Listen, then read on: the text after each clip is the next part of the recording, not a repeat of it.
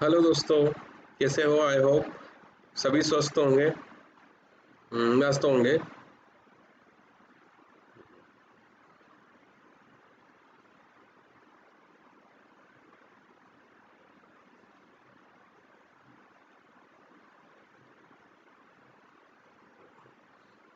I hope आप लोगों की दिवाली अच्छी तरह सेलिब्रेट कर रहे होंगे।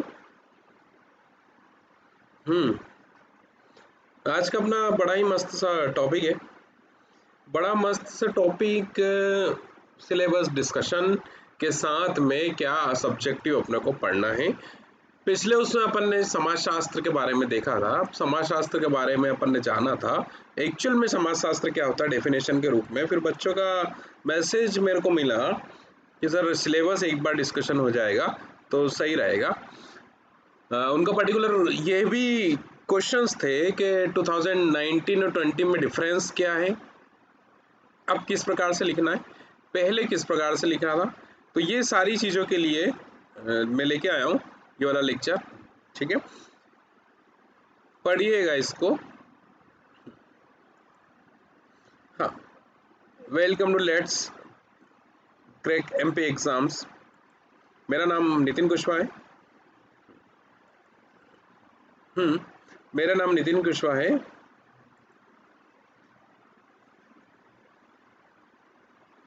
2 मिनट रुकिएगा।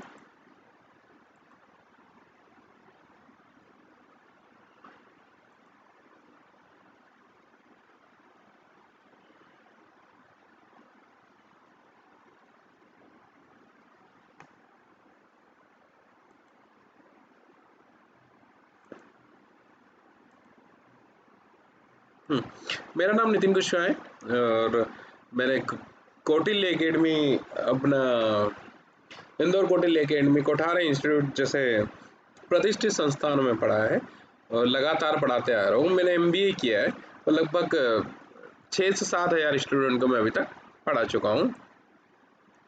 और हम्म, यहाँ अपन देखेंगे कि अनअकैडमी क्यों। तो अनअकैडमी इसलिए दोस्तों, अभी ऑनलाइन का में देखा जाए तो ऑनलाइन प्लेटफॉर्म के अंतर्गत ये मतलब सबसे बड़ा प्लेटफॉर्म है। और दूसरा, सारे प्रकार की फैकल्टी, सारे सब्जेक्ट की फैकल्टी आपको एक ही जगह अवेलेबल है और सभी अपने अपने उसमें एक्सपर्ट फैकल्टी है। अपने अपने सब्जेक्ट में एक्सपर्ट फैकल्टी अपने अपने एग्जाम और अपने अपने अनुभव में काफ़ी ज़्यादा क्या है, एक्सपर्ट है। और दूसरा, इसका फ़ायदा, कुछ बेनिफिट है जो मैं आपको बता रहा हूँ। बेनिफिट की अगर अपन बात करें तो यहाँ पर एक बेनिफिट ये है कि अगर मान लो आपके लाइव क्लासेस अगर आप छोड़ देते हैं, लाइव क्लासेस अगर छूट जाती है, तो आप यहाँ पर रिकॉर्डेड क्लासेस भी क्या कर सकते हो, ले सकते हो। जैसे कि मान लो मंडे के दिन सोशोलॉजी का 11 बजे लेक्चर रहता है। मंडे के दिन सोशोलॉजी का 11 बजे लेक्चर हुआ, आपको अर्जेंट काम आ गया और आप कहीं चले गए, ठीक है, तो आप वो लेक्चर मंगलवार को क्या कर सकते हैं, ले सकते हैं।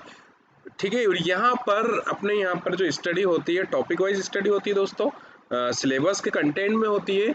और तीसरा आपका जो मेन कंसेप्ट रहता है कि क्वेश्चंस किस प्रकार से बनेंगे, तो यहाँ पर ऑब्जेक्टिव क्वेश्चंस भी रहते हैं। टाइम टाइम पर एक्सपर्ट फैकल्टी द्वारा टेस्ट की सुविधा भी यहाँ पर अवेलेबल है।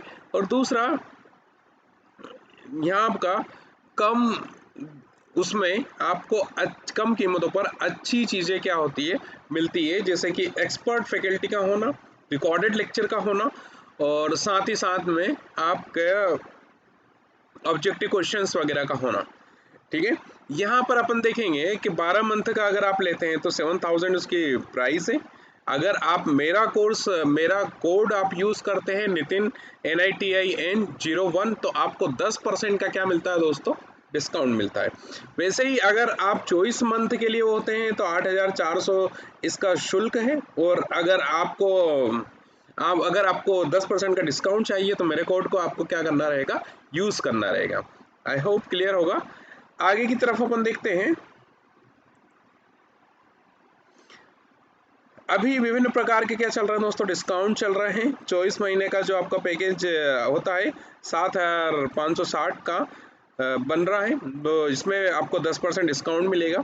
ठीक है, और इस प्रकार से आप इसको देखिए। आगे की तरफ अपन बढ़ते हैं।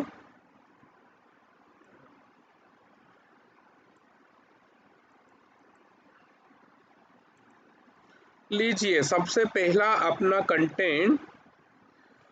देखिए किसी भी चीज या किसी भी क्षेत्र को समझने के लिए, जानने के लिए सबसे पहले उसके बारे में जानना जरूरी होता है कि ये चीज पर्टिकुलर है क्या।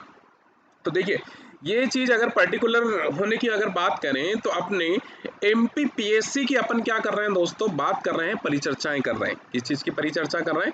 एमपीपीएससी की परिचर्चा कर रहे हैं। मध्य प्रदेश की एग्जाम जो है, मध्य प्रदेश की जो सबसे बड़ी एग्जामों में आती है एमपीपीएससी की, यहाँ पर अपन क्या कर रहे हैं, बात कर रहे हैं। एमपीपीएससी के अंतर्गत सामान्य अध्ययन जीएस का पेपर नंबर 2 की अपन क्या कर रहे हैं, बात कर रहे हैं। एमपीपीएससी के अंदर पेपर नंबर 2 जीएस की अपन क्या कर रहे हैं, यहाँ पर बात कर रहे हैं, जो कि खंड ब इसका पार्ट है, unit number 3, unit number 4, unit number 5 में बटा हुआ है। सामान्य अध्ययन पेपर प्रश्न पत्र नंबर 2 खंड ब unit number 3, unit number 4, unit number 5, तो किससे मिलकर बना है? तो दोस्तों सामाजिक मुद्दे या सोशोलॉजी से मिलकर ये क्या हुआ है, बना हुआ है। क्लियर है? तो अपने को देखिए सबसे पहले पता होना चाहिए कि अपने को पढ़ना क्या है। ठीक है, अपन ने जो लास्ट लेक्चर लिया था उसमें सोशोलॉजी का मैंने इंट्रोडक्शन लिया था। इस वाले लेक्चर में मैं आपको बताऊंगा कि अपन कौन कौन से यूनिट को कवर करेंगे, क्या क्या एक्चुअल में अपने को पढ़ना है। तो यहाँ पर आपको समझ में आया होगा एमपीपीएससी का मेंस जो रहता है वो जीएस वाला पेपर नंबर 2 की अपन यहाँ बात करेंगे, unit number 3, unit number 4, unit number 5, जिसका नाम है सोशोलॉजी। अब देखिए कंफ्यूजन है माइंड में सभी के, आई होप क्लियर हो जाएगा आज 2019 के सिलेबस और 2020 के सिलेबस में क्या डिफरेंस आया है। मैंने क्या कहा दोस्तों, 2019 का सिलेबस और अपना 2020 के सिलेबस में एक्चुअल में डिफरेंस क्या आया, इस चीज को अपन क्या करेंगे यहाँ पर वॉच करने वाले। अब देखिए यहाँ अपन ने ये देखा कि 2019 में भी जो पेपर था, पार्ट ए पार्ट बी के 2 पोर्शन होते हैं, 20 में भी पार्ट ए पार्ट बी के 2 पोर्शन आपको मिलेंगे, नजर आने वाले हैं। ठीक है, अब यहाँ के नोटिफिकेशन में पार्ट ए 2019-2020 के जो नोटिफिकेशन की बात करें तो पार्ट ए पार्ट बी में बटा हुआ मार्क्स कितने का था, 300 नंबर का। 300 नंबर का क्या था पेपर, और यहाँ पर भी 2020 या 2020 में भी मार्क्स कितने का है, अपना 300 नंबर का। क्लियर है? यहाँ पर अपन देखते हैं कि पहले प्रत्येक यूनिट का कोई भी कंसेप्ट नहीं था कि हर एक यूनिट में से इतने नंबर का पूछा जाएगा, ऐसा कुछ भी नहीं था। बट वर्तमान में क्या हो गया दोस्तों, प्रत्येक यूनिट का क्या कर रहे हैं, पूछा जा रहा है। प्रत्येक यूनिट का क्या कर रहे हैं, ये पूछेंगे, क्या पूछेंगे, क्वेश्चंस पूछेंगे प्रत्येक एवरी यूनिट का। क्लियर है? यहां अपन ये देखते हैं कि 2 मिनट रुकिए दोस्तों,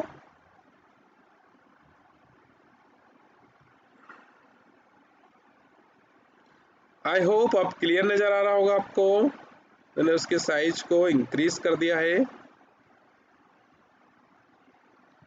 जिसको भी डाउट है वो कमेंट्स बॉक्स में मैसेज कर कर क्या कर सकता है, पूछ सकता है दोस्तों। कुछ भी अगर आपके माइंड में डाउट आता है तो आप उसको कमेंट्स बॉक्स में लिख सकते हैं और आपके डाउट को क्या कर सकते हैं दोस्तों, क्लियर कर सकते हैं। क्लियर है? पूरी स्क्रीन पर अब फिट हो चुकी है अपनी स्लाइड। देखिए यहाँ पर अपन देखते हैं 2019 का जो आपका पेपर था उसके पार्ट ए पार्ट बी में बटा था, 300 मार्किंग का था। 2020 में भी पार्ट ए पार्ट बी में 300 मार्किंग का है। एक सबसे बड़ा मेन अंतर आया है, प्रत्येक यूनिट 30 नंबर, जो मैंने लिखा हुआ कंटेंट में 2020 में प्रत्येक यूनिट कितने नंबर की दोस्तों, 30 नंबर की। क्लियर है? जो यहाँ पर 2019 में फैसिलिटी बिल्कुल भी नहीं थी, प्रत्येक यूनिट में से नहीं पूछा जाता था। बट वर्तमान में जो एमपीपीएससी आयोग एग्जाम लेने वाला है, प्रत्येक यूनिट कितने नंबर की होगी, तो 30 नंबर की होगी। क्लियर है? यहाँ अपन देखते हैं 3 नंबर के क्वेश्चंस होते थे जिनको 25 से 30 शब्दों में 2019 वाले सिलेबस के अनुसार लिखना पड़ता था। मैंने क्या कहा, 3 नंबर के क्वेश्चंस होते थे जिनको 25 से 30 शब्दों में लिखना होता था 2019 के सिलेबस में, जो कि यहाँ चेंज आया है।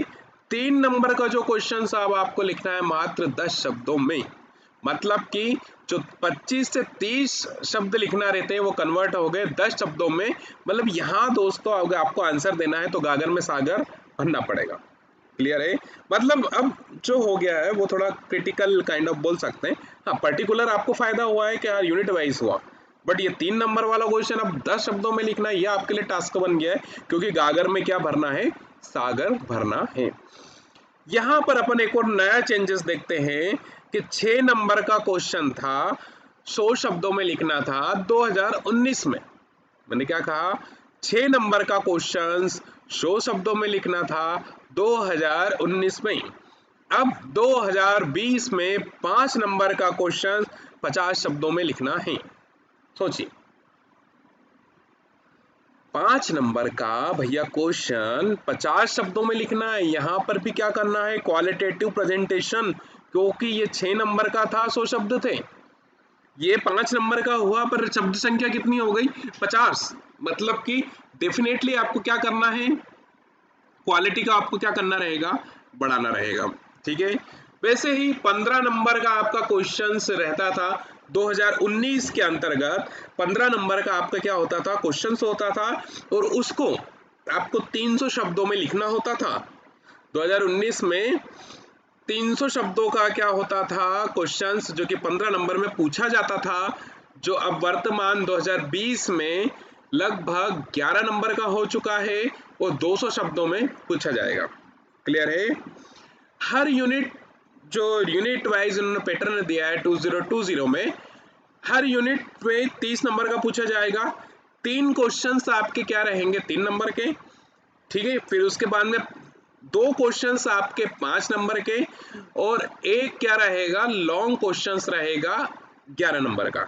ओवरऑल मार्किंग कितनी हुई दोस्तों, 9, 10 और 11, है ना। मतलब 11 और 9 कितने हुए, 20, उसमें 10 जोड़ दिया तो कितने हो गए, 30। एक यूनिट में से 30 नंबर का। ठीक है? क्लियर है? समझ में आया पूरा डिफरेंस या नहीं आया? आई होप आ गया होगा। और नहीं आया हो तो इसको एक बार अच्छे से स्क्रीनशॉट लेकर या इसके पीडीएफ को डाउनलोड कर कर या इसके पीपीटी को डाउनलोड कर कर आप क्या करें, उसको पढ़ लें, तो आपको कंसेप्ट क्लियर रहेगा। सिंपल सा कंसेप्ट है, पार्ट ए पार्ट बी में बटे हुए हैं। प्रत्येक यूनिट में से 30 नंबर का, 3 नंबर का 10 शब्दों में लिखना है, 5 नंबर का 50 शब्दों में, 11 नंबर का 200 शब्दों में। पर यूनिट 30 नंबर की रहेगी। 3 क्वेश्चन, 2 क्वेश्चन, 1 क्वेश्चन, मतलब 3 नंबर के 3 क्वेश्चन, 5 नंबर के 2 क्वेश्चन और 11 नंबर का 1 क्वेश्चन आपसे पूछा जाएगा। ठीक है? आई होप क्लियर है। और यहाँ अपन ने देखा पेपर नंबर कौन सा है, प्रश्न पत्र नंबर द्वितीय, खंड नंबर ब और यूनिट नंबर 3, 4, 5। जीएस प्रश्न पत्र नंबर द्वितीय, खंड नंबर ब और यूनिट नंबर 3, 4, 5। क्लियर है? आगे की तरफ अपन देखते हैं। देखिए, आगे की तरफ अपन देखते हैं यूनिट वाइज, एक थोड़ा वो कर ले कि एक्चुअल में पूछा क्या जाएगा, है ना, उस चीज को अपन देखते हैं।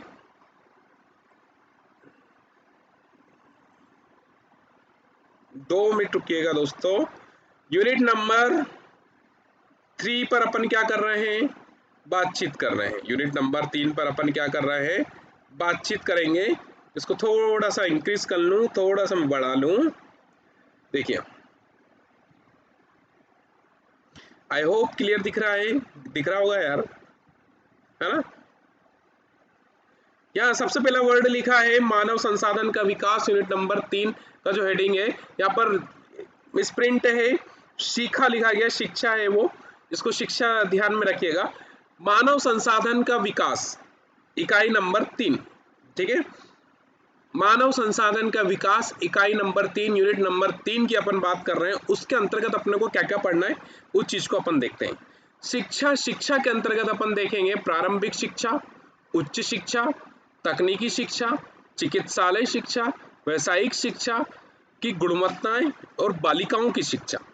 इससे संबंधित क्या है, शिक्षा से संबंधित जो अपना टॉपिक है, प्रारंभिक शिक्षा, उच्च शिक्षा, तकनीकी शिक्षा, चिकित्सा, व्यावसायिक और गुणवत्तापूर्ण शिक्षा। अब यहाँ पर अपन बात करेंगे प्रारंभिक शिक्षा की। आज अपना देखो सिलेबस को ही अपन क्या कर रहे हैं, एलुब्रेट कर रहे हैं, सिलेबस को अपन देख रहे हैं कि एक्चुअल में ये चीज है क्या। देखिए शिक्षा के भाग को अपन डिवाइड कर देंगे। विद्यालय से पूर्व की शिक्षा, जब व्यक्ति 3 साल से 6 वर्ष की उम्र में रहता है तो विद्यालय से पूर्व की शिक्षा कहलाती है। विद्यालयीन शिक्षा जो रहती है पहली से 12वीं तक, पहली से जो 12वीं 12th तक अपन पढ़ते हैं ना, जो लाइफ काफी ज्यादा अच्छी होती है ना, सभी मानते हैं है ना कि स्कूलिंग लाइफ, तो उस लाइफ की अपन बात करना है, उसको क्या कहते हैं, विद्यालय की शिक्षा। ठीक है, फिर उसके बाद में और अच्छी लाइफ आती है उच्च शिक्षा। उच्च शिक्षा में अपन देखते हैं कोई बीकॉम करता है, कोई बीएससी करता है, कोई बीटेक करता है, और कभी कभी कोई 12वीं तक ही क्या करता है, उसके बाद शिक्षा को छोड़ देता है। ठीक है, यहाँ पर अपन देखते हैं फिर उसके बाद में व्यावसायिक शिक्षा होती है, जैसे कि आईटीआई, पॉलिटेक्निक, और फिर उसके बाद में 6 मंथ के कोर्स जैसे कि एप्लीकेशन कोर्स, एंड्रॉइड कोर्स, ये क्या होते हैं आपके व्यावसायिक शिक्षा के अंतर्गत आते हैं। विद्यालय से पूर्व शिक्षा की अगर बात करें तो 3 से 6 वर्ष विद्यालय की शिक्षा की, 1 से 12 वर्ष जो गोल्डन डेज कहलाते हैं। उच्च शिक्षा बीकॉम बीएससी बीटेक, व्यावसायिक शिक्षा आईटीआई पॉलिटेक्निक, और 6 महीने के जो कोर्सेज चलते हैं। इन सब से संबंधित अपने को टॉपिक है कौन सा, आपका शिक्षा वाला टॉपिक, प्रारंभिक शिक्षा, उच्च शिक्षा, तकनीकी शिक्षा, ठीक है, और व्यावसायिक शिक्षा। इसकी क्वालिटेटिव पे अपन बात करेंगे, क्योंकि देखो एक कंसेप्ट होता है मानव से मानव संसाधन में कन्वर्ट करना। मानव से किस में कन्वर्ट करना दोस्तों, मानव संसाधन में कन्वर्ट करना। तो शिक्षा एक महत्वपूर्ण आयाम है, मानव से मानव संसाधन के रूप में कन्वर्ट करने के लिए शिक्षा जो है एक महत्वपूर्ण क्या है दोस्तों, आयाम है। कैसे महत्वपूर्ण आयाम है, तो आप खुद सोचिए। एक छोटा सा एग्जांपल लेता हूं मैं। एक निखिल नाम का व्यक्ति है, वो इंजीनियरिंग कोर्स को कर रहा है, ठीक है। एक दूसरा आपका राम नाम का व्यक्ति है, वो चिकित्साई क्षेत्र में हो रहा है, ठीक है। ये भविष्य में जो निखिल बन रहा है इंजीनियर बनेगा और क्या करेगा, अगर मैकेनिकल इंजीनियर तो डेफिनेटली अपने कार गैरेज वगैरह पे इस पे क्या करेगा, गैरेज का क्या करेगा, वर्क करेगा, या बड़े बड़े टरबाइन का या इसका कह सकते हैं कि मैकेनिकल जो वर्क रहता है वो कार्य करेगा। सिविल इंजीनियर होता तो कंस्ट्रक्शन का काम करता, ठीक है। तो यहाँ पर उसने जब एडमिशन लिया आपके स्टार्टिंग में इंजीनियरिंग में, तो एक संसाधन के रूप में कन्वर्ट होने के लिए उसने क्या करा, शिक्षा को स्टार्ट किया।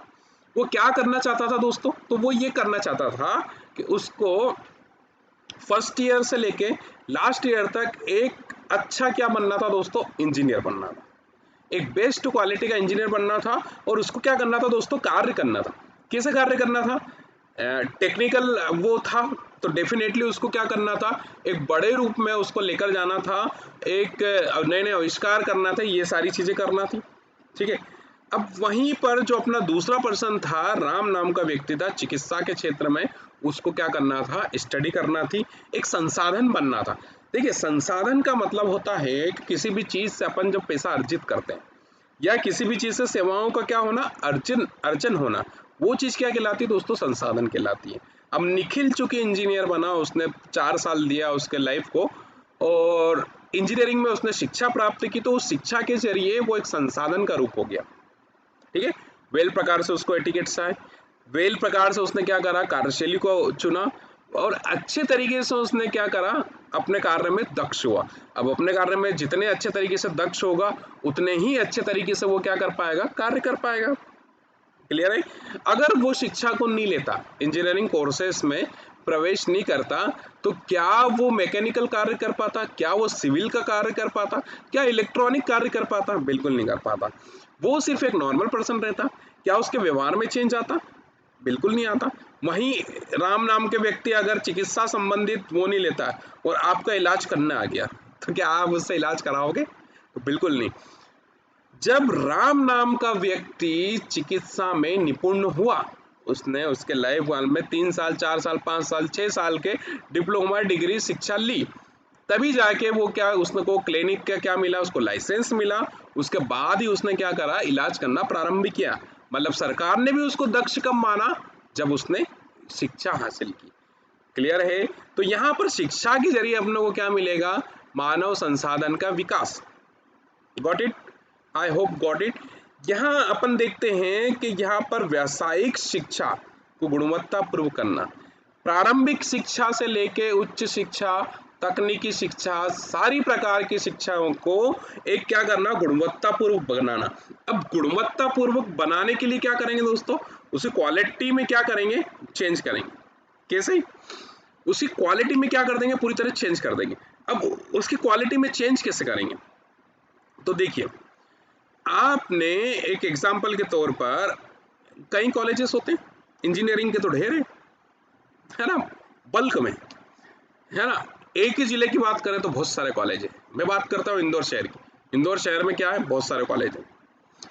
ठीक है, यहाँ पर अगर अपन बात करें आईआईटीज की बात करें, आईआईटी के इंजीनियर क्वालिटेटिव इंजीनियर, वहीं अपन कोई सा भी XYZ कॉलेज मान ले कि कोई सा भी, है ना, एक्स कॉलेज, तो आप कुछ सोचो IITN की शिक्षा क्या है, गुणवत्तापूर्ण है। पैकेज किसको मिला, गुणवत्तापूर्ण। तो यहाँ पर भारत का हमेशा वो रहा है, इंडिया की हमेशा पॉलिसी रही है कि शिक्षा की जो नीति है, शिक्षा की जो पॉलिसी है, उसको उस प्रकार से डेवलप करे कि व्यक्ति, याद रखेगा, ध्यान से सुनिएगा, व्यक्ति तकनीकी कौशल शिक्षा के साथ अपने सामाजिक, अपने आर्थिक पहलुओं का विकास कर पाए। मैंने क्या कहा कि यहाँ पर मानव क्या कर पाए, सामाजिक, आर्थिक, अपने आप का क्या कर पाए, विकास कर पाए, जो कि कौशल के रूप में, तकनीकी के रूप में, एक शिक्षा के रूप में आपको क्या देगा, बताएगा कि आप अगर अच्छे कौशल हो तो आपका सामाजिक और आपका आर्थिक जीवन क्या हो गया, बेस्ट हो गया। आपने अगर उच्च कोटि की शिक्षा ली है, आपकी बुनियादी शिक्षा अगर क्या है, बेस्ट है, तो फिर क्या होगा, आपकी बुनियादी शिक्षा अगर बेस्ट है तो क्या होगा, तो दोस्तों ये होगा कि आपकी आगामी जो शिक्षा है, आपकी जो उच्च स्तरीय शिक्षा है, वो क्या होगी, गुणवत्तापूर्व होगी। तो यहाँ पर भारत देश का यह मोटिव है, यह उद्देश्य है, यह लक्ष्य है कि क्वालिटेटिव मानव संसाधन का विकास निरंतर करते रहना। इवन भारत का ही नहीं, सभी देशों का लगभग यही रहता है। अच्छा सोचिए, थोड़ा दिमाग लगाइए कि कोई भी देश, एनी वन देश, किसी भी देश का एग्जांपल ले लो, क्या वो चाहेगा कि उसके देश में जो मानव है कम शिक्षित हो, उसके देश में जो मानव है संसाधन के रूप में वो उपयोग नहीं कर पाए, उसके देश में गुणवत्तापूर्वक शिक्षा ना हो, उसके देश में तकनीकी पूर्वक शिक्षा ना हो, चिकित्सा क्षेत्र की शिक्षा ना हो, कोई भी ऐसा देश चाहेगा दोस्तों, तो बिल्कुल नहीं चाहेगा।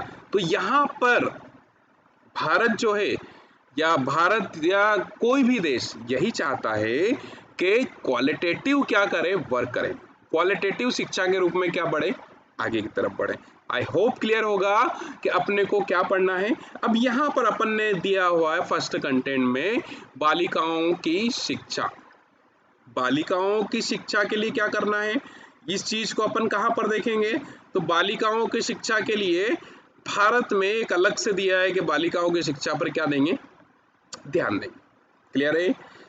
आगे की तरफ अपन देखते हैं नेक्स्ट कंटेंट में, निम्नलिखित वर्गों से संबंधित सामाजिक मुद्दे व उनके कल्याणकारी कार्यक्रम, जैसे निशक्त वर्ग, वृद्धजन, बालक, महिलाएं, सामाजिक रूप से वंचित वर्ग, विकास परियोजनाओं के फलस्वरूप विस्थापित वर्ग। देखिए, अब देखिए यहाँ समझिएगा, इसको थोड़ा स्क्रीन पे ले आऊं इसको।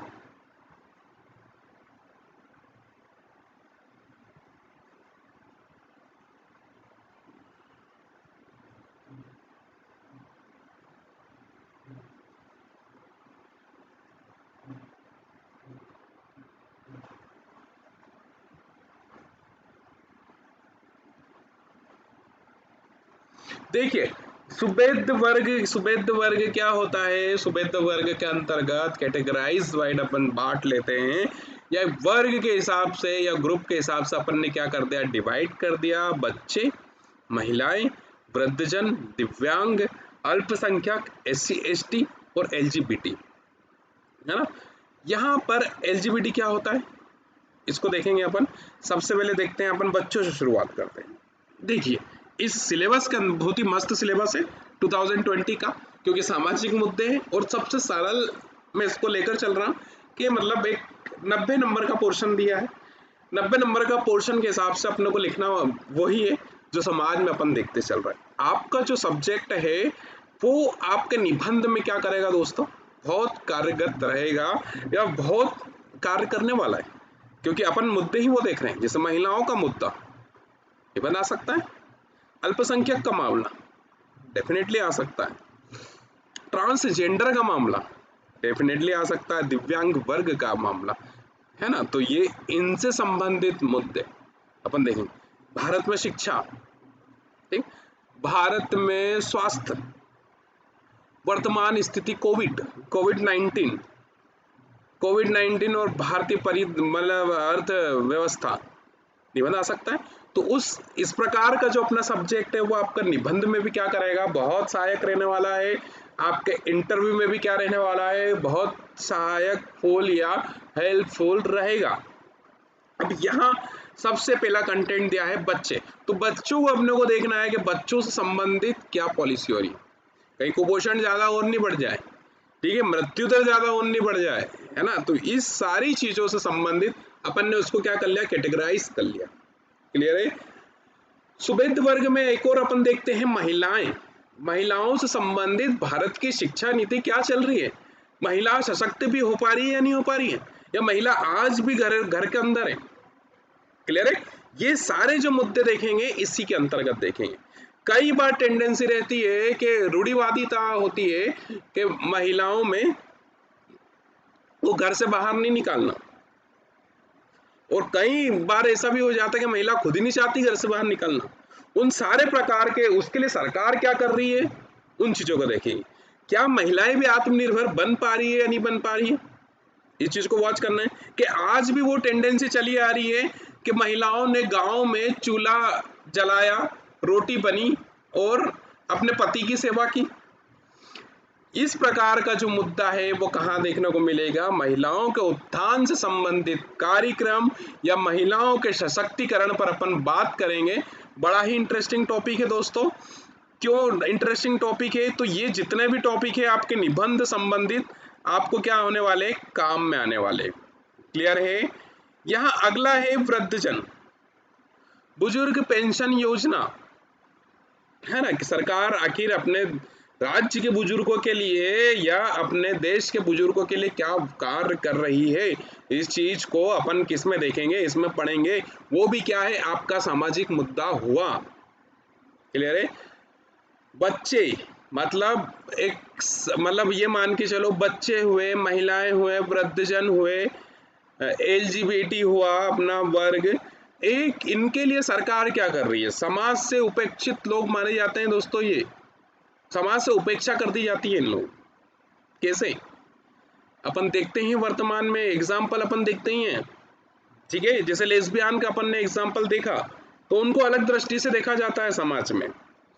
तो उनके उत्थान के लिए सरकार क्या कार्य कर रही है, इस चीज को देखना। ठीक है। यहाँ वृद्धजन अपन ने देखा था, पहले बच्चा देखा, फिर महिलाएं देखी, फिर वृद्धजन से संबंधित योजनाओं को सुबेद वर्ग के अंतर्गत क्या करा गया, रखा गया। क्लियर है। सुबेद वर्ग के अंतर्गत वृद्धजन को क्या करा गया है, रखा गया है। उसे बताया गया है कि ये एक्चुअल में सरकार क्या सेवाएं दे रही है इनको, इनके उत्थान के लिए और अपने को क्या कार्य करना चाहिए। क्लियर है। अब यहां पर अपन बात करें तो दिव्यांग वर्ग, उनके लिए सरकार क्या कर रही है। उनके लिए सरकार ने, जैसे एग्जाम्पल के तौर पर मैं आपको बताऊं, उनके लिए सरकार ने क्या क्या व्यवस्थाएं कर रखी है, उस चीज से संबंधित अपन क्या देखेंगे, इस पोर्शन में देखेंगे। दिव्यांग वर्ग में, दिव्यांग तो आई होप समझते ही होंगे यार। बच्चे का भी आपको पता होगा बच्चे क्या होते हैं, महिलाएं भी आपको पता है क्या होते हैं, वृद्धजन ये भी पता है। दिव्यांग वर्ग मतलब जो शारीरिक रूप से क्या होते हैं, कमजोर होते हैं, उनके लिए सरकार आखिर अपनी क्या करने वाली। सरकार ने उनके लिए कुछ करा भी है या नहीं करा है, इस चीज को, उस सामाजिक मुद्दे को अपन इसके अंतर्गत देखेंगे। क्लियर है? अल्पसंख्यक अपने देश में एक बड़ा मुद्दा है। अल्पसंख्यक अपने देश में एक समाज के रूप में, एक गुट के रूप में, एक बड़ा मुद्दे के रूप में है। क्या उनको समाज से उपेक्षित तो नहीं कर दिया अपन ने, या अपनी सरकार ने? क्या पूरी तरह अल्पसंख्यकों को हटा दिया? उनकी उपेक्षाएं हो रही है? क्या जरूरी है कि उनकी उपेक्षा, उनको बराबर से नहीं लाया जाए? उनको बराबर से आने के लिए या उनको एक मजबूती प्रदान करने के लिए सरकार क्या कार्य कर रही है, उस चीज को देखेंगे। क्लियर है? SC/ST वर्ग, जैसे कि अनुसूचित जाति, अनुसूचित जनजाति वर्ग आरक्षण का मुद्दा अपने देश का ज्वलंत मुद्दा है। उससे संबंधित सामाजिक मुद्दे या उससे संबंधित शिक्षा संबंधित प्रावधानों को अपन क्या करेंगे, यहाँ पर वॉच करेंगे। देखिए, अपना जो सब्जेक्ट है काफी ज्यादा क्या है, समाज पर डिपेंडेंट रहने वाला सब्जेक्ट है। समाज का ओवरऑल रूप से क्या करना, अध्ययन करना। कैसे समाज के रीति रिवाज हैं, कैसे समाज का खान पान है, कैसे समाज की परंपराएं हैं, कैसे समाज के नियमावली है, कैसे रूल्स रेगुलेशन समाज में बने। अगर ये रूल्स रेगुलेशन बने तो ये इतिहास से बने, ऐतिहासिक से चले आ रहे हैं, इन्होंने परंपरा का निर्माण किया, तो कैसे किया? इस अध्ययनों को ही अपने को क्या करना है, समाज शास्त्र के अंतर्गत पढ़ना है। क्लियर है? यहां आगे की तरफ अपन बढ़ते हैं। LGBT, LGBT का फुल फॉर्म होता है लेस्बियन वर्ग। लेस्बियन वर्ग हुआ, ठीक है, बायोसेक्सुअल हुआ और ट्रांसजेंडर वर्ग। LGBT, लेस्बियन वर्ग, बायोसेक्सुअल और ट्रांसजेंडर, क्या ये आज भी उपेक्षित है? थर्ड जेंडर अपन ने लिखा है किसी फॉर्म को फिलअप करने के लिए, तो उनको बराबरी से लाया जा रहा है। उनके उत्थान के लिए सरकार क्या कर रही है, कार्य कर रही है। इस प्रकार के सामाजिक मुद्दे को अपने को किसमें देखना है, समाजशास्त्र के अंतर्गत देखना है। क्लियर है? अगर कोई लेस्बियन है, ठीक है, समलैंगिक है, लेस्बियन है, तो उनको उपेक्षा नहीं हो उनकी, उससे संबंधित चीजों को अपने को देखना है। क्योंकि आज भी भारतीय समाज की अगर अपन बात करें या भारतीय समाज की परिचर्चा करें तो आज भी रूढ़िवादिता हर जगह दिखाई देती है। सरकार की अगर अपन बात करें तो सरकार उनके लिए कार्य क्या कर रही है, सरकार उनके उत्थान के लिए सरकार ने आज तक क्या कार्य करा है, उनसे संबंधित मुद्दों की जो जानकारी होगी वो किसके अंतर्गत देखेंगे अपन, समाजशास्त्र के यूनिट नंबर अपने जो देख रहे हैं अपन, 3rd नंबर की यूनिट है, उसके अंतर्गत देखेंगे। क्लियर है? ठीक है, आगे की तरफ अपन चलते हैं, आगे की तरफ बढ़ते हैं।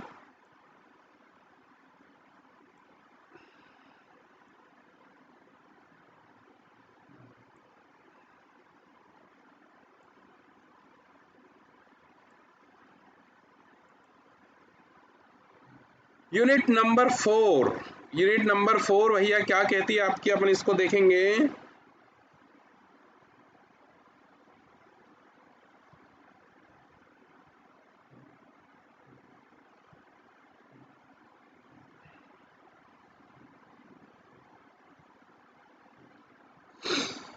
सामाजिक समरसता के घटक, सभ्यता संस्कृति की अवधारणा। सभ्यता किसको कहते हैं?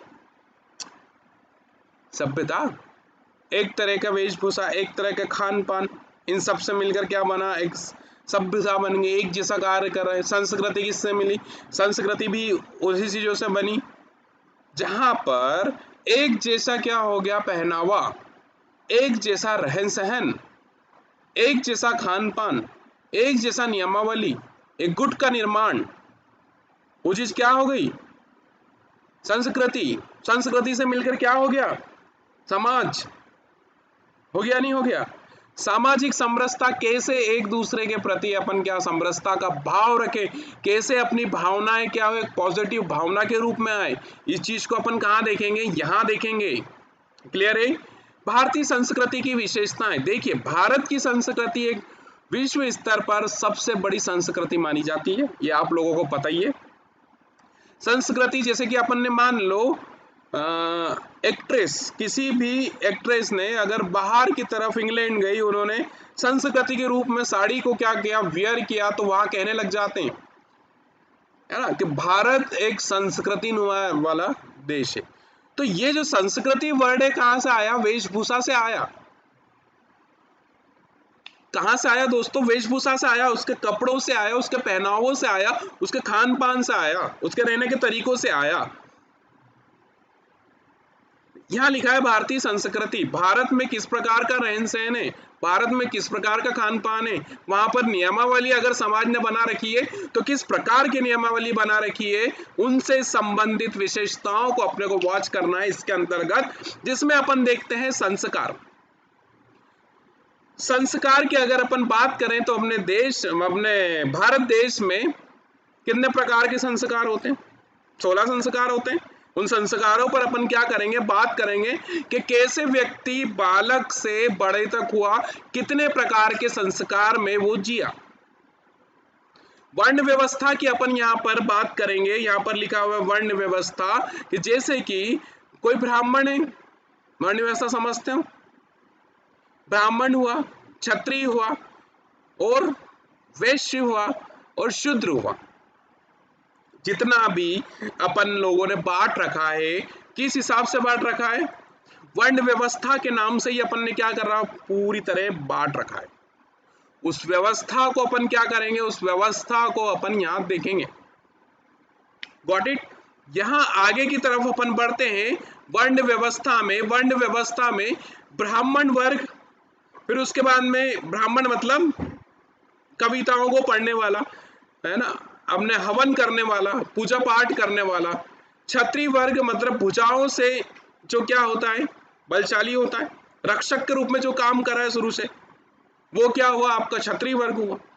वैश्य वर्ग की अगर अपन बात करें तो व्यापारिक क्षेत्र में जिन्होंने अपना क्या करा है, कार्य करा है, तो वो क्या कहलाता है, आपका वैश्य वर्ग। शूद्र मतलब कि विभिन्न प्रकार से उन्होंने अपने समाज में क्या दी, सेवाएं दी, वो वर्ग क्या कहलाया, शूद्र हुआ। उनसे संबंधित अपन व्यवस्थाओं को पढ़ेंगे। आश्रम के बारे में अपन बात करेंगे कि एक व्यक्ति अपने जीवन में कितने प्रकार के आश्रम को जी लेता है, वो गृहस्थ आश्रम में है या बाहरी आश्रम में है। ठीक है, यहां पर अपन बात करते हैं पुरुषार्थ की, चतुष्ट की, धर्म मत पंथों का समाज पर प्रभाव। मतलब कि आपने धर्म बना लिया, आपने नियम बना लिए, क्या वो नियम अपने समाज पर पॉजिटिव है या नहीं है, इस चीज को भी तो देखना पड़ेगा या नहीं पड़ेगा। तो उनसे संबंधित धर्म मत और पंथों का समाज पर एक्चुअल में क्या प्रभाव पड़ रहा है। जैसे कि वर्तमान परिदृश्य में देखा जाए तो एक नेगेटिव एग्जांपल की मैं बात करूंगा। आसाराम जी बापू अपने समाज पर क्या हुए, एक उन्होंने लास्ट में जो छोड़ा, अपने समाज पर जो प्रभाव छोड़ा, वो पूरी तरह क्या हो गया दोस्तों, नकारात्मक प्रभाव हो गया। क्लियर है? उसके तहत एक साधु जो गुट था, उनके तहत जो साधुवाद जो समूह था, साधुओं का जो समाज था, वो पूरी तरह नकारात्मक प्रभाव में आया। ठीक है, कई संत महात्मा ऐसे भी हैं जो पॉजिटिव रहे। ठीक है, बट ज्वलंत एग्जाम्पल अपन नेगेटिव फॉर्म में अगर मैं बताऊंगा तो आसाराम जी बापू, जिन्होंने क्या करा, एक समाज के रूप में क्या करा, एक नेगेटिव अवधारणा को डाल दिया। अपन ने धर्म बना लिया, अपन ने मत बना लिया, अपन दिन भर ज्ञान दे रहे हैं, है ना, अपन धर्म का ज्ञान दे रहे हैं, अपन इसका ज्ञान दे रहे हैं, पर अपन खुद नहीं अपना रहे। उससे क्या होगा, समाज के प्रभाव को अपन क्या करेंगे, वॉच करेंगे। फिर देखिए, फिर नेक्स्ट बड़ा ही बहुत शानदार टॉपिक है, याद रखिए, अपना जो समाज शास्त्र सब्जेक्ट है बड़े ही शानदार, जो अपन आसपास देखेंगे ना, बस उसको अपने को लिखना है।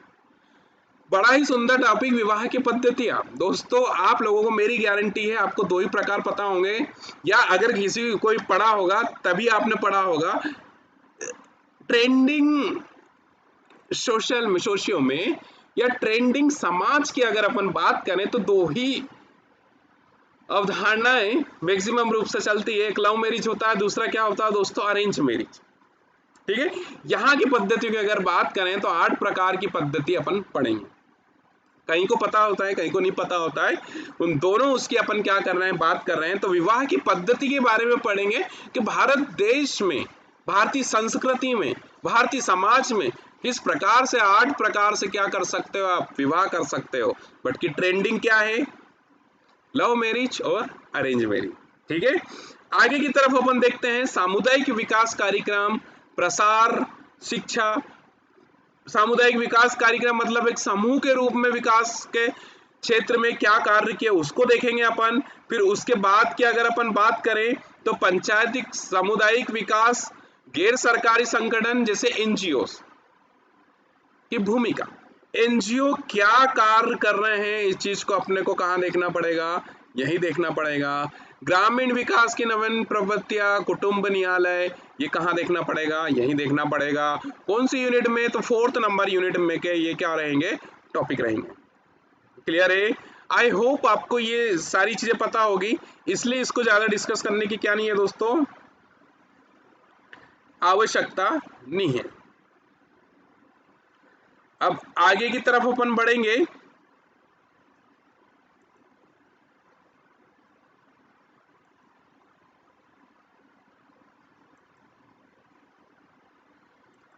यूनिट नंबर 5 देखिए, अपने जो यूनिट है उसमें टॉपिक बहुत इंटरेस्टिंग है और नंबर भी आपके अच्छे कवर होंगे। कैसे नंबर, देखिए यूनिट वाइज पूछेंगे, 3 यूनिट है मतलब 90 नंबर का पोर्शन आपके हाथ में है। और 90 नंबर का पोर्शन कहाँ से बनेगा, तो अपने समाज से, मतलब जो आसपास अपन देखने वाले हैं, जो आसपास मुद्दे चल रहे हैं, उनसे ही आपको क्या मिल जाएंगे, आपकी मार्किंग या आपके नंबर। क्लियर है, हाँ। यहाँ पर ये सब्जेक्ट मैं आपसे बार बार कह रहा हूँ, आपको निबंध में भी क्या देगा, हेल्प करेगा।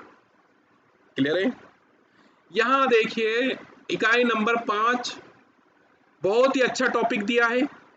कौन सा टॉपिक दिया है दोस्तों, सबसे पहला जो टॉपिक दिया है, बहुत ही शानदार टॉपिक दिया है, जनसंख्या। भारत और जनसंख्या, आपका सबसे पहले विचार क्या है, डेफिनेटली यही आया होगा दोस्तों, आपका सबसे पहला विचार विस्फोट के रूप में जनसंख्या बढ़ती हुई। 1970 के दशक, हाँ 1970 के दशक से लगातार अपन नीतियां बनाते चल रहे हैं, लगातार अपन ने पॉलिसियां बनाई हैं, पर वर्तमान 2020 तक सारी पॉलिसियों को फेल कर कर भारत जनसंख्या में विस्फोटक आगे की तरफ क्या होते जा रहा है, बढ़ते जा रहा है।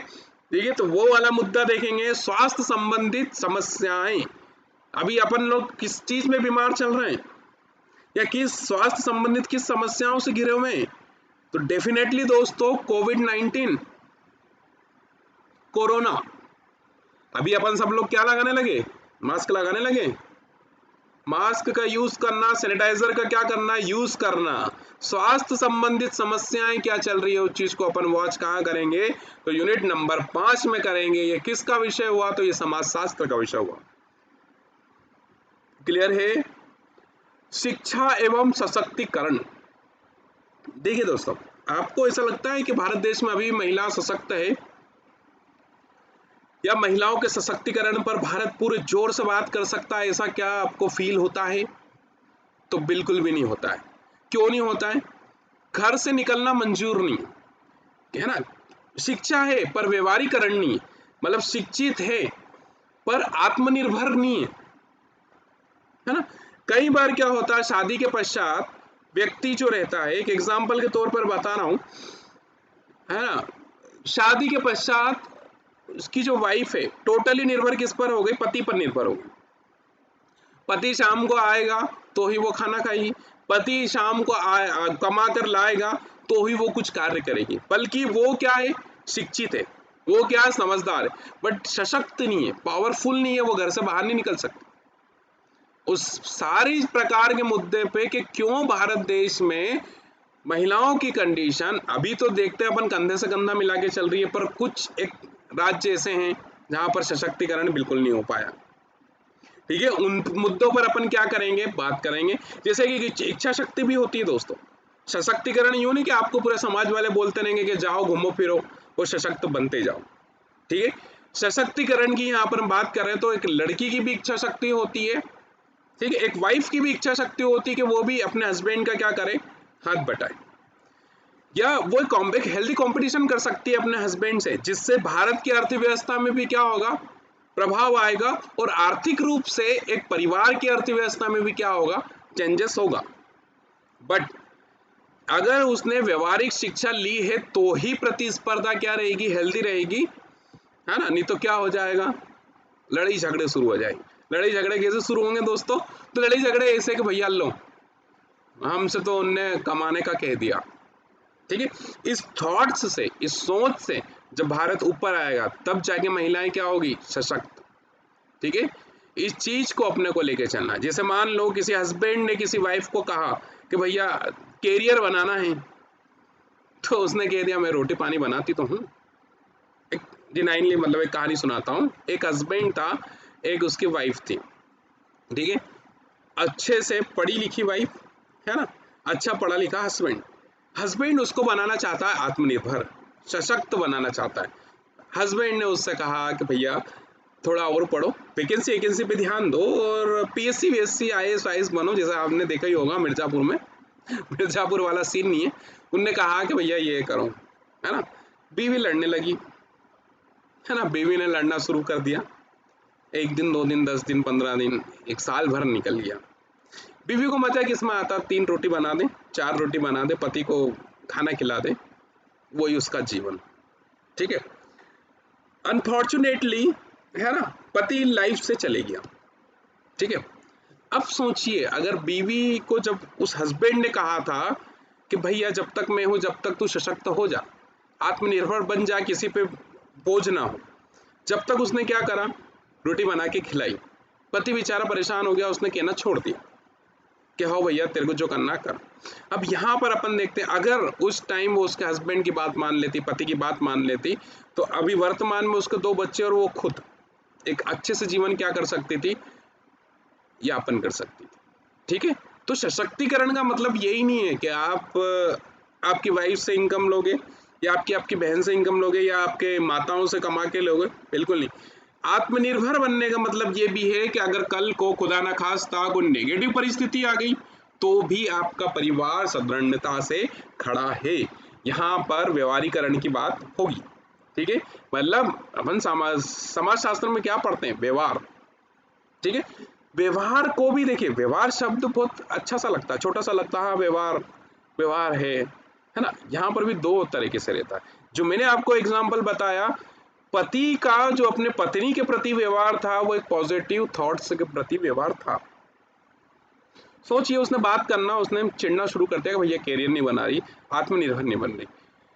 जो महिला का व्यवहार था, या जो जो पत्नी थी उसका व्यवहार था, उसका व्यवहार क्या था, टोटली नेगेटिव व्यवहार, ठीक है। नेगेटिव व्यवहार कैसा था, वो उसके अच्छे के लिए बोल रहा, भले ही के लिए, पर उसने क्या कर दिया, उसने पूरी तरह नेगेटिव कि भैया ये तो मेरा कमाना चाहते हैं और ये करना चाहते हैं, फलाना ढिमका। चूंकि शिक्षा उसके व्यवहार में नहीं थी पत्नी के, अब कुछ समय पश्चात अनहोनी हो गई, तो उसको क्या करना पड़ रहा है, उसको इन सब चीज़ों से सर्वाइव करना पड़ रहा है। इसलिए अपना समाजशास्त्र सब्जेक्ट क्या सिखाता है, व्यवहार भी सिखाता है। नेक्स्ट टॉपिक में अपन पढ़ेंगे परिवार कल्याण कार्यक्रम। जब खुद का कल्याण हो जाएगा तो परिवार का कल्याण ऑटोमेटिक हो जाएगा, इस चीज को ध्यान रखिएगा, ठीक है। इसी प्रकार अगर सरकार अच्छी है तो डेफिनेटली परिवार कल्याण संबंधित क्या लेकर आएगी, योजना। जैसे कि मैंने कहा 1970 के दशक से जनसंख्या विस्फोट निरंतर होते जा रहा है।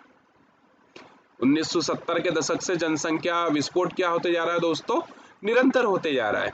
तो क्या वर्तमान में ऐसे ही होता रहेगा, अपने यहाँ पर कोई भी सरकार क्या कोई योजना नहीं बनाना चाहती, या अगर बनाना भी चाहती है तो उसको अप्लाई नहीं हो पाता है, कुछ ना कुछ तो प्रॉब्लम है।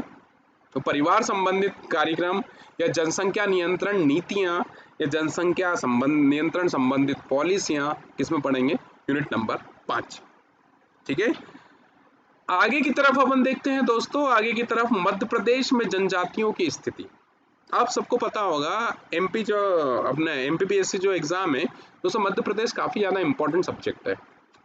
2019 की अगर मैं बात करूं परिचर्चाएं, अगर मैं आपसे करूं तो 2019 का जो अपना ये पिछला वाला जो प्री हुआ है उसमें लगभग 30 to 35 क्वेश्चंस के बीच में, 32 हो सकते हैं, 33 हो सकते हैं, उतने क्वेश्चंस आपके प्री के एग्जाम में देखने को मिले। तो ये जो जनजातीय वाला टॉपिक है एमपी के सब्जेक्ट से भी क्या है, इम्पोर्टेंट टॉपिक है। और यहाँ की अगर बात करें तो यहाँ पर भी अगर बात करें तो ये जो चीज़ है, यहाँ कर भी अगर अपन बात करें तो ये जो अपनी यूनिट है, सॉरी ये चीज़ क्या, ये जो सॉरी समाजशास्त्र जो है इकाई नंबर जो 5 है, इसमें क्या होगी, काम देगी। सामाजिक संरचना कैसी बनी है उसको अपन देखेंगे। विभिन्न प्रकार के रीति रिवाज, रीति और रिवाज दोनों को अपने को कहाँ देखना है, इस टॉपिक के अंतर्गत देखना है। रीति रिवाज क्या होते हैं दोस्तों, सोचिए, ज्यादा नहीं सोचना, थोड़ा बहुत सोचिए। हाँ हाँ, रीति रिवाज एक छोटा सा नियम जो अपन ने बना लिया, अपन ने एक बड़े समाज का निर्माण कर लिया और वो रीतियां चलती आई, वो रिवाज का रूप हो गया। कुछ चीज को क्या कहते हैं, रीतियां। एक छोटा सा नियम कानून जैसे अपन देखते हैं, भैया किसी किसी के घर में रहता है कि 8 बजे के पहले आपको घर पे आना है, रीत है। जिसे अपन पढ़ते हैं ना, रघुकुल रीत सदा चली आए, प्राण जाए पर वचन न जाए। बहुत बड़ा सेंटेंस है दोस्तों। रघुकुल रीत सदा चली आई, प्राण जाए पर वचन न जाए, चाहे जान चली जाए पर वचन नहीं जाएगा। ये उस घर या उस कुल की क्या है, रीत है। किसी भी परिवार में अगर कोई सी रीत चली आ रही है कि भैया प्राण जाए पर वचन न जाए, तो वो क्या बन गई, रीति बन गई। क्लियर है। उस प्रकार को अपन देखेंगे। मान्यताएं क्या चलती आ रही है मध्य प्रदेश में, ठीक है, जैसे देवर भाभी विवाह होता है, ठीक है, और अन्य विवाह होते हैं, उन सबको देखेंगे इस विवाह के अंतर्गत। नातेदारी देखेंगे, मतलब नाना पक्ष से जो है ना, एक रिश्तेदारी होती है, नातेदारी होती है ना। धार्मिक विश्वास एवं परंपराएं देखेंगे। मध्य प्रदेश की जनजातियां हैं तो भैया बूढ़ा विवाह, अपना बूढ़ा देव भी होते हैं, उनसे संबंधित क्या परंपराएं हैं।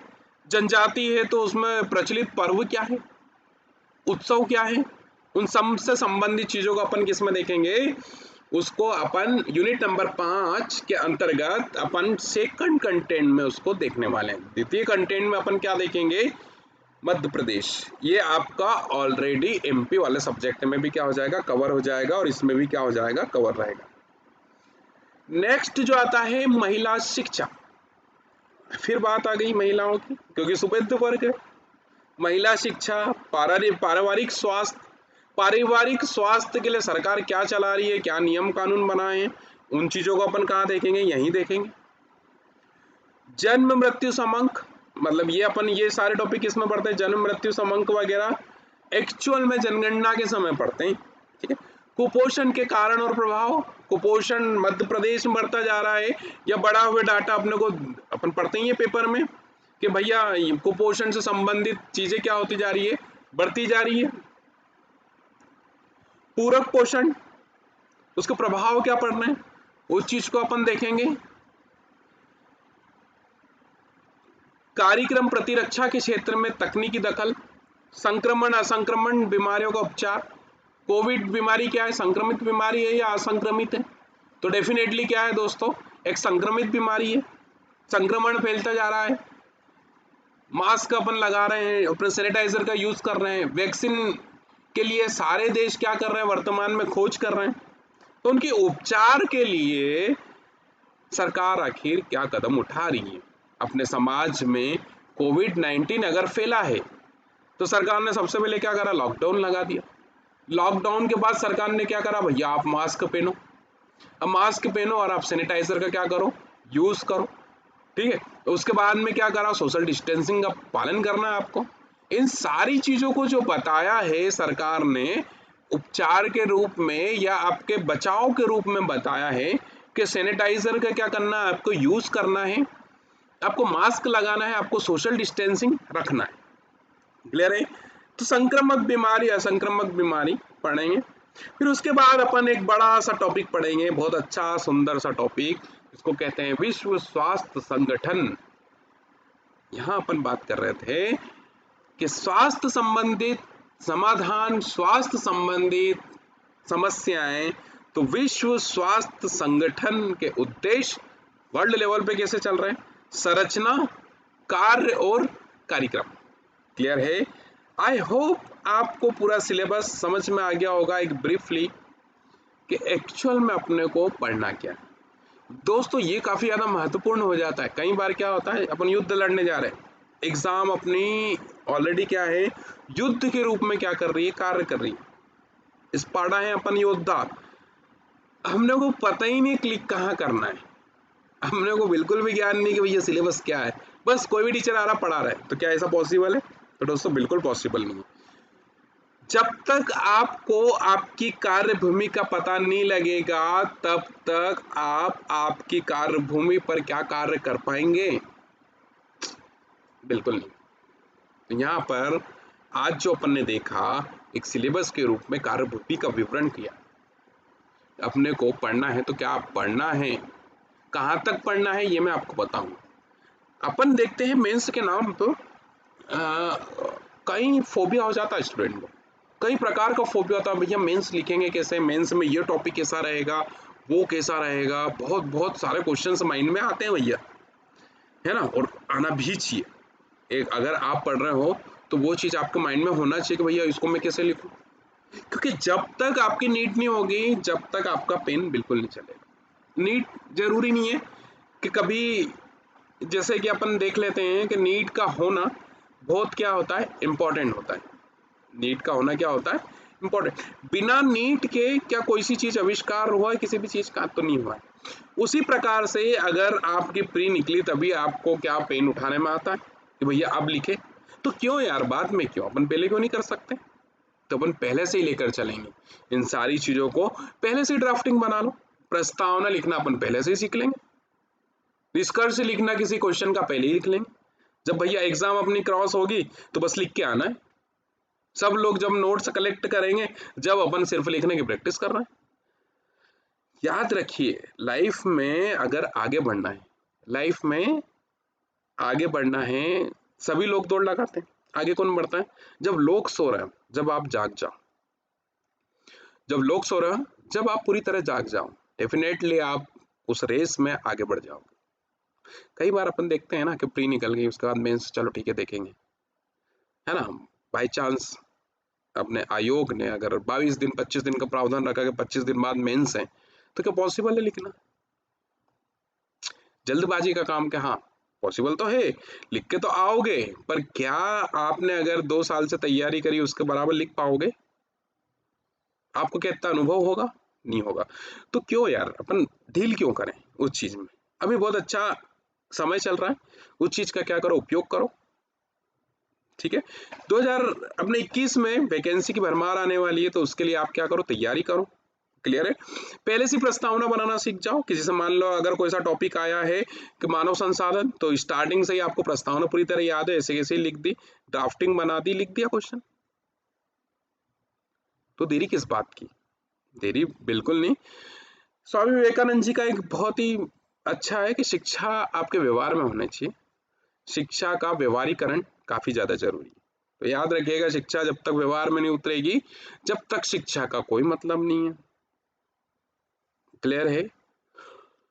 उनका एक और डायलॉग मेरे को याद आ रहा है, उठो जागो तब तक दौड़ते रहो जब तक आपके लक्ष्यों की क्या नहीं हो जाए, प्राप्ति नहीं हो जाए। आपको लग रहा होगा ज्ञान दे रहे हैं सर, पर ठीक है, उठो जागो, ज्ञान लेना भी जरूरी। याद रखना, गुरु बिन ज्ञान क्या होता है, अधूरा होता है। ठीक है दोस्तों, ये सारी चीजें एक सिलेबस के रूप में थी जो यूनिट नंबर 3, 4, 5 में अपन ने सोशियोलॉजी को देखा। आई होप आपको सिलेबस का ब्रीफ पसंद आया होगा। ठीक है, समझ में आ गया होगा कि अपने को सिलेबस में एक्चुअल में करना क्या है। इसकी प्रस्तावना, इसके ड्राफ्टिंग अपन नेक्स्ट लेक्चर में या आगामी लेक्चर में देखेंगे। अगर आपको कोई भी डाउट है तो यूट्यूब पे आप क्या कर सकते हैं, कमेंट कर सकते हैं। ठीक है, नेक्स्ट लेक्चर की जानकारी इन सब के लिए आप टेलीग्राम चैनल से जुड़ सकते हैं। ठीक है, आपको सब्सक्रिप्शन, आपको hit the bell icon for next notification. जो भी लेक्चर रहेगा बेल आइकॉन को क्या करें, हिट करें। और हाँ, आप अगर मान लो एडमिशन लेते हैं तो मेरा कोड NITIN01 को क्या करें, आप उसका लाभ उठाएं। आपको 10% तक आपको क्या मिलेगा, डिस्काउंट मिलेगा। क्लियर है? आई होप आपको ये टॉपिक अच्छा लगा होगा। नेक्स्ट लेक्चर में अपन मिलते हैं, समाज शास्त्र या समाज के अध्ययन के साथ। ठीक है, बिल्कुल। Thank you, bye.